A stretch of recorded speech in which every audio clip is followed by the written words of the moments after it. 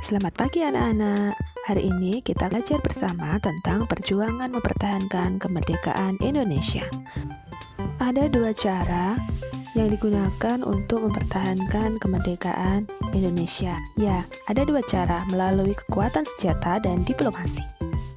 Nah, anak-anak, dengan memakai kekuatan atau bersenjata biasanya dilakukan dalam pertempuran. Misalnya ada pertempuran Medan Area, pertempuran Ambarawa, pertempuran Surabaya, pertempuran di Bandung.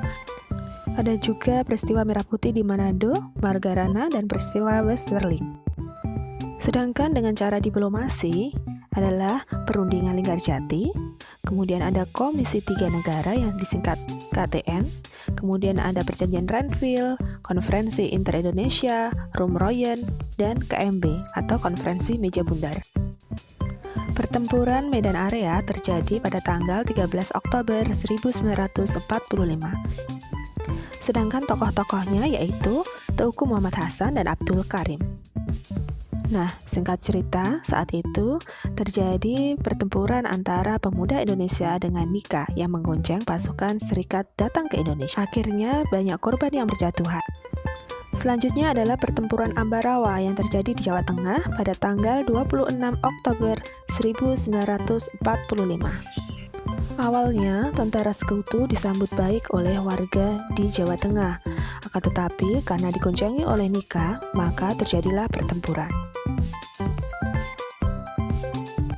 Selanjutnya ada pertempuran Surabaya yang terjadi pada tanggal 10 November.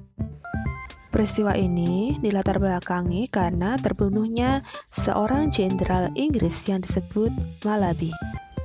Adapun tokoh-tokoh yang menginspirasi dalam pertempuran Surabaya adalah Bung Tomo, Kiai Haji Wahid Hasyim, dan Gubernur Suryo. Ada pula peristiwa Merah Putih di Manado. Saat itu, para pemuda marah karena dilarang mengibarkan bendera merah putih. Sam Ratulangi adalah pahlawan yang berjasa dalam pertempuran tersebut. Selanjutnya ada peristiwa Bandung Lautan Api.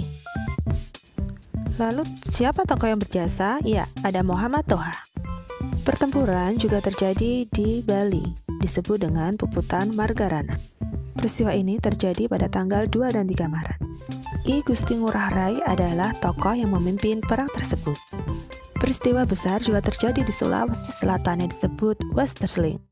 Peristiwa ini terjadi karena warga menolak pembentukan negara Indonesia Timur, yaitu negara boneka milik Belanda.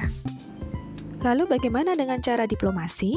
Ya, cara diplomasi akan kita pelajari pada pertemuan yang akan datang.